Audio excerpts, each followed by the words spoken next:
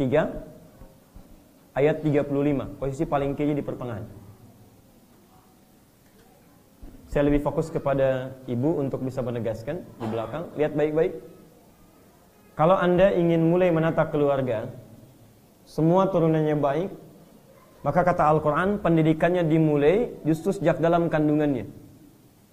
Untuk anak dulu ya. Jadi orang tua kompak mentarbiyah di antara keduanya untuk menyiapkan anak terbaiknya. Perhatikan baik-baik. Lihat contohnya. Hannah dengan Imran kompak bertarbiyah. Lihat kalimatnya. Idh qalat imra'atu Imran, Rabbi inni nazartu laka ma fi batni muharrara fataqabbal minni. Perhatikan kalimat Qur'annya. Jika Anda ingin diberikan isyarat oleh Al-Quran, ingin mendapatkan anak yang baik, keturunan yang hebat, maka Quran memberikan isyarat. Mulailah tekad itu dan pendidikan itu ternyata bukan saat dia dilahirkan, justru dimulai sejak ia dalam kandungan. Sekarang konsep ini, ibu dan bapak sekalian, pendidikan anak dalam kandungan, justru kita yang punya konsepnya, barat yang menerapkan praktikalnya. Silakan untuk lihat, sekarang di barat dalam kandungan itu sudah diberikan pendidikan. Minimal mereka berikan pendidikan musik dengan irama-irama khusus untuk menstimulasi ya perkembangan otaknya, perkembangan hormonnya dan sebagainya. Dan ternyata menurut penelitian itu Quran lebih dahsyat dibandingkan musik. Jadi kalau antum gunakan Al-Quran itu 3 kali lebih cepat paling minimal dibandingkan dengan musik. Nanti saya tunjukkan besok ya bagaimana orang-orang yang ketika diperdengarkan Quran dan dia sudah hafal Quran, itu menurut penelitian di Eropa itu bisa meningkat kecerdasannya 3 kali lipat dibanding orang biasa. Orang yang hafal Quran itu bisa meningkat kecerdasannya 3 kali lipat dibanding orang biasa. Nanti saya tunjukkan beberapa bukti dalam pertemuan esok hari insya Allah. Nah, sekarang saya kembalikan dulu. Pertama, Hannah itu ketika dia bisa melahirkan Maryam dengan tipikal yang soleh luar biasa, itu tidak ujug-ujug kemudian lahir soleh, tidak. Ada pendidikan yang telah diawali sejak masa dalam kandungan. Fase pertama, lihat baik-baik. Fase pertama, perbanyak doa kepada Allah Subhanahu wa taala sejak masa kandungan. Kalau yang sudah lewat mungkin bisa lihat fase selanjutnya. Kalau yang kira-kira dalam fase ini bisa dimaksimalkan. Ini satu. Nah sekarang, Ustaz, kalau Hannah berdoa spesifik untuk anaknya, sekarang kita bagaimana? Apakah doanya mengikuti doanya Hannah seperti di Ali Imran ayat 35? Atau ada doa pada umumnya? Maka untuk menerjemahkan ini, fokus baik-baik. Allah memberikan penjelasan di Quran surah ke-7 ayat 189. Paling kiri sebelah atas.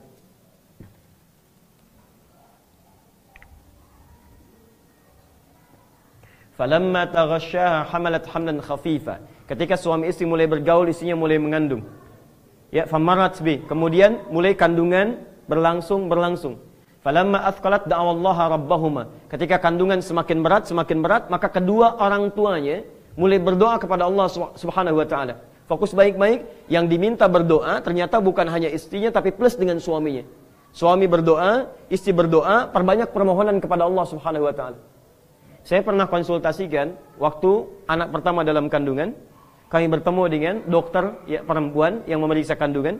Ternyata yang paling menarik, Pak, Ibu, ada keterangan kata dokter yang disampaikan kepada kami, saya dengan istri datang, Pak, sudah ada pertemuan dokter-dokter muslim, minimal kami di Asia Tenggara. Dan diberikan kesimpulan, ternyata saat bayi dalam kandungan, itu kalau kita sering doakan, sering bacakan Al-Quran, ternyata ada perkembangan positif dalam janin. Bahkan pernah ada bayi dibacakan Al-Quran, tiba-tiba gerakannya berubah seperti sujud. Berhenti Al-Quran, dia kembali lagi. Dan responnya cepat sekali. Cepat. Bahkan beliau katakan, kalau orang tua berbuat baik, sejak dalam fase kandungan sudah melewati 4 bulan, maka kebaikannya otomatis akan berpengaruh kepada janinnya.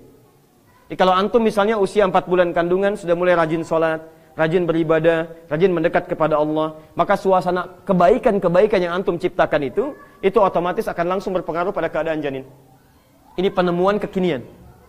Dalilnya ada di Quran, kemudian spiritnya ada di Quran, dan praktikalnya ditemukan oleh ilmu kedokteran modern. Teorinya di Quran. Satu. Dan saya pernah coba ini. Jadi kami pernah coba pada anak yang pertama saat dikandung, plus anak yang kedua, itu Masya Allah. Di saat kami bacakan Quran, istri saya lelah, saya bilang gak apa-apa, pakai earphone, tempelkan di perutnya. Dan di kamar pasang aja Quran, terus pasang 24 jam. Sampai sekarang kami biasakan. Kami keluar, beliau keluar, di rumah kosong Qurannya tetap berputar. Antum tahu apa yang terjadi? Ada satu hal yang sangat indah yang gak bisa saya lupakan. Satu kali saya pulang dari dakwah, tiba-tiba anak pertama menangis luar biasa dan tidak berhenti. Saya bilang, kenapa menangis terus? Istri saya bilang, nggak tahu, dari tadi nggak bisa didiamkan. Saya coba kemudian renungkan, coba kita diam sebentar. Setelah itu saya katakan, coba ganti suratnya ke Ar-Rahman. Begitu dia ganti ke Ar-Rahman, dia diam. Coba kembalikan kepada surah yang tadi. Begitu dikembalikan, dia nangis lagi. Antum tahu apa yang terjadi? Ternyata saat dikembalikan kepada surah dia nangis itu, ayat itu sedang berbicara tentang konsep neraka. Dia sedang berbicara tentang azab, tentang siksa dan sebagainya. Dikembalikan kepada Ar-Rahman, dia tenang lagi. Antum bayangkan, bayi yang terus mendengar Al-Quran punya kebiasaan sampai peka dengan ayat-ayat yang dibacakan kepadanya. Dia bisa merangkak ketika mendengar bacaan Quran. Saya dengan istri murajaah, dia kejar-kejar, dia ambil mushafnya. Dia bisa berdiri ketika mendengar bacaan Quran dalam sholat. Dia bawa sapu, dia pengen dengar, sampai dia bisa berdiri. Dan dia bisa berlari ketika mengejar untuk menunaikan sholat, sampai kami berikan sajadah kecilnya. Antum bisa bayangkan, ketika antum berikan Quran sejak mulai dininya, maka Quran hadir dalam benaknya. Antum kenal Fajar? Anak Indonesia yang lahirnya dalam keadaan prematur. Ini rekor ini sedunia. Ya, yang mendapatkan bukan orang Arab, orang Indonesia. Fajar ini lahir, beratnya cuma 1,5 kilo. Dan sebagian sarafnya terganggu. Tapi Masya Allah, orang tuanya tidak putus asa. Dibacakan Al-Quran, sejak dalam kandungan, begitu lahir, nanti kita masuk ayat berikutnya, diberikan ASI, bacakan Quran 1 juz, bacakan Quran lagi. Antum tahu apa yang terjadi? Begitu masuk usia 3 tahun, di lisannya yang pertama kali keluar, saat dia bisa bicara, itu Al-Quran. Al-Quran. Begitu dicek oleh seorang ustaz, ternyata Fajar ini sudah hafal 30 juz Al-Quran. 30 juz Al-Quran. Dan hebatnya, antum tanya namanya atau tanya kegiatannya, dia baru bisa jawab setelah beberapa detik baru merespon. Fajar tadi mengerjakan apa? Dia diam dulu baru respon. Tapi antum tanyakan Quran, nyaris tanpa jeda. Begitu ditanya, diteruskan ayatnya. Ini bagian pertamanya. Di ayatnya sudah ada, keadaannya sudah muncul, tinggal pilihan bagi kita bagaimana mengoptimalkannya. Kita lanjut fase berikutnya, pelan-pelan ya. Silahkan, ada pendekatan yang bisa kita maksimalkan. Teman-teman yang belum dikaruniai misalnya, saya sudah memohon kepada Allah, sudah berikhtiar, tapi dokter katakan belum bisa misalnya. Antum jangan putus asa. Siapa antum dibandingkan dengan Nabi Zakaria? Kadang-kadang Allah belum turunkan, anugerahkan keturunan, bukan karena antum gak punya keturunan. Mungkin menurut Allah, antum harus lebih banyak memohon dulu, banyak ibadahnya dulu, banyak pahalanya dulu, banyak kebaikannya dulu. Kalau orang tua belum terbiasa berbuat baik, lantas punya anak dan belum terbiasa berbuat kebaikan, bagaimana menurunkan kebaikan kepada anaknya? Antum aja belum baik, sudah memiliki, sudah ingin punya titipan. Kalau antum saja mengurus diri belum baik dekat dengan Allah, bagaimana merawat titipan Allah? Kan semua akan ditanya. Antum belum bisa berkata baik, sudah menginginkan momongan. Begitu diberikan momongan, gak punya pendidikan kebaikan. Kadang-kadang teman-teman, segala hal yang Allah berikan kepada kita tidak harus dilihat menggunakan akal. Kadang-kadang lebih banyak kita baca dengan hati. Karena itulah Nabi Zakaria, ketika oleh Allah Subhanahu wa ta'ala diberikan ujian belum memiliki keturunan, Masya Allah, tidak ada keluhan dalam lisannya. Lihat baik-baik, beliau Nabi, dekat dengan Allah. Ada ayat banyak memujinya, surganya dijamin oleh Allah. Sampai usia sepuhnya, rambut memutih, fisik letih, belum diberikan keturunan, dan beliau tidak mengeluh. Antum bukan Nabi, Rasul juga bukan. Tidak ada ayat satupun memuji antum, dan gak ada ayat satupun turun untuk menjamin surganya antum. Baru diberikan kesempatan oleh Allah dalam 3 bulan, 3 tahun untuk berbuat kebaikan, dan antum sudah mengeluh. Maka lihat amalannya. Jika ada di antara kita diuji seperti ini dan melakukan amalan yang sama, Allah berikan isyarat di Quran akan diberikan pengabulan yang sama. Jadi kalau antum sudah berumah tangga, misal belum dianugerahi oleh Allah keturunan, maka lihat Allah tampilkan satu kisah yang jadi inspirasi untuk kita. Amalkan isi kisahnya, Allah janjikan saya berikan seperti Allah berikan kepada Nabi Zakaria. Lihat baik-baik. Quran surah 19 ayat 2 sampai 15. Ini cara menerimanya. Masya Allah. Kaf ha ya ain sad, ayat pertamanya. Dzikru rahmati rabbika 'abdahu Zakaria. Hei, berikut kami kisahkan rahmat Allah yang diberikan kepada hambanya namanya Zakaria. Lihat teman-teman, Zakaria itu kan nabi kan? Nabi ya? Tapi ketika beliau mengalami peristiwanya, disebut oleh Allah sebagai seorang hamba.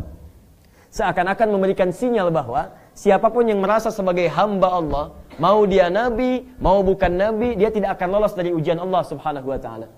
Maka sepanjang antum masih menjadi hamba, maka tirulah hamba yang dulu.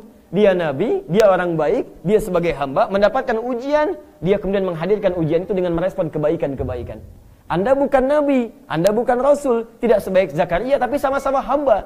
Kenapa diuji dengan ujian yang sama, tapi tidak sedahsyat Nabi Zakaria Anda mengeluh kepada Allah Subhanahu Wa Taala? Tolong lihat baik-baik ya.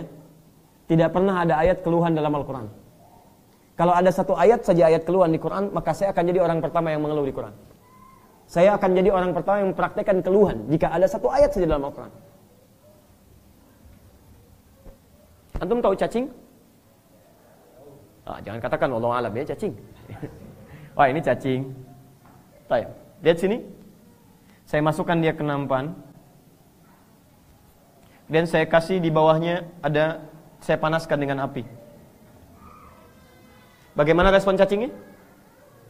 Bergerak ya, dia menggeliat kanan, kiri dan seterusnya. Kenapa menggeliat? Bukan kepanasan. Cacing bergerak, menggeliat, bukan merespon, bukan kepanasan. Karena cacing gak bisa mengeluh. Aduh panas, aduh sakit, aduh panas.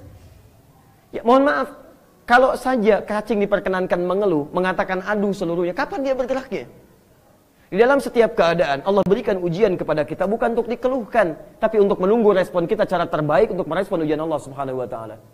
Lihat baik-baik turunan ayat ya. Kadang-kadang kalau tidak paham ilmunya, kadang kita cepat kecewanya. Quran surah kedua ayat 286. Kita hafal ayatnya. Jadi kalau antum diberikan ujian yang cukup berat, ingin mudah diterima, maka rumus pertamanya Quran surah 2 ayat 286. La yukallifullahu nafsan illa. Lihat baik-baik, Allah tidak mungkin menitipkan ujian pada seseorang kecuali ia sanggup untuk menjalaninya. Di seberat apapun yang antum sedang jalani, ujian terbesar dalam kehidupan, seberat apapun, yakinkan pada diri anda saat menjalaninya, Allah titipkan kepada anda, karena memang cuma anda yang mampu, yang lain tidak. Jadi kalau anda tidak mampu, Allah nggak akan titipkan ujian. Termasuk malam ini, anda punya masalah misalnya, anda rasakan berat. Teman-teman, seberat apapun masalah yang anda alami sampai malam ini, itu tandanya, sinyal dari Allah, cuma anda yang mampu menjalaninya. Kalau anda tidak mampu, mustahil diberikan kepada anda. Cuma anda yang mampu, yang lain tidak. Jadi jangan pernah keluhkan kepada Allah Subhanahu Wa Taala. Ya Allah, why me? Kata Allah, why not? Cuman kamu yang bisa, yang lain tidak. Maka dari itu, ayo ambil prinsip Nabi Zakaria, mohonkan kepada Allah. Qala rabbi anni wa hanal 'azmu minni washta'ala ra'su syaiba wa lam akum bi du'aika rabbi syaqiyya. Ya Allah, saya diuji dengan seperti ini, rambut telah memutih, fisik kemudian menjadi letih, tapi saya tidak putus asa dalam bermohon kepadamu. Nah, kemudian kalau ingin cepat dikabulkan, antum tunaikan lewat salat. Dalilnya ada di Quran surah ketiga ayat 38 sampai 39. Itu rumusnya, paling kanan sebelah atas. Mungkin antum tidak, tapi keluarga antum mungkin atau kerabat pernah mengalami itu. Nabi Zakaria pernah bermohon, tapi yang paling hebat ketika dimohonkan dalam sholatnya dan dilakukan di mihrab. Itu rumusnya. Tiba-tiba seketika dikabulkan oleh Allah Subhanahu Wa Taala. Selesai? Di fase pertama dalam kandungan, isi dengan doa. Kalau kemudian belum muncul tanda-tanda kehamilan, maka mohon kepada Allah jangan putus asa. Perbanyak sholat, bikin mihrab, di mihrab berdoa kepada Allah, dan lihat bagaimana hasilnya. Ini bagian yang pertama. 2, saya agak cepat. Awas, hati-hati ya. Ini bagian yang paling penting. 2, jangan pernah berikan yang haram dalam perkembangannya. Karena itu ketika seorang bayi terlahir, Allah anugerahkan karunia yang paling halal pertama dalam kehidupannya. Maka diberikanlah ASI, air susu ibunya, karena itu yang paling halal yang mungkin ia dapatkan. Awas, hati-hati ya teman-teman sekalian. Ketika Maryam dilahirkan, kemudian didoakan oleh ibundanya, dimohonkan kebaikan kepada Allah, maka Imran memaksimalkan pemberian rizki yang terbaik untuk anaknya.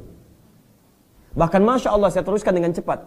Saking inginnya anaknya tumbuh dengan baik, lihat baik-baik, doanya baik, saat lahir juga baik, perangkatnya baik, perangkat yang ketiganya, ini yang paling hebat. Ketika Imran mengiringi rizki kebaikan yang halal diberikan kepada anaknya, yang paling hebat, dipilihkanlah guru terbaik yang bisa membimbingnya. Zakaria. Teruskan, berikan rizki terbaik, halal. Cari guru terbaik. Saya agak cepat sedikit ya, nanti saya berhenti di poin ini, kita diskusi dulu. Ya. Nah, sekarang lihat baik-baik ya, ini yang paling penting. Banyak orang ketika menginginkan anaknya menjadi baik, itu hanya mencukupkan kepada doa saja. Misal, dalam kandungan pandai berdoa, ya Allah jadikan anak saya kalau lahir anak yang soleh, anak yang baik. Begitu dia tumbuh, ya Allah jadikan anak saya rajin sholat, ya Allah jadikan anak saya rajin menghafal Quran. Tapi mohon maaf, ketika dia mulai tumbuh, doa antum tidak diiringi dengan ikhtiar yang sesuai. Katanya ingin anaknya rajin sholat, tapi antum tempatkan di sekolah yang tidak mengajarkan sholat. Bagaimana anak antum bisa sholat? Katanya antum ingin anaknya jadi penghafal Quran, tapi antum sekolahkan di tempat yang tidak pernah mengajarkan Quran. Ya bagaimana anak antum bisa hafal Quran? Maka dari itu ada contoh dari ayat Al-Quran ini, lihat baik-baik. Ketika Imran menginginkan dan Hannah menginginkan Maryam dekat dengan Allah, maka dicarikanlah guru yang membimbing dia dekat dengan Allah Subhanahu wa taala.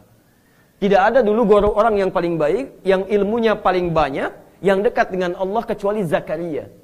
Karena itulah ketika kisah ini ditampilkan pada kita, turunan ayatnya diturunkan. Lihat baik-baik. Antum ingin cari guru, selain pintar, cari yang dekat dengan Allah Subhanahu wa taala. Quran surah 35 ayat ke-29. Innama yakhshallaha min ibadihi ulama.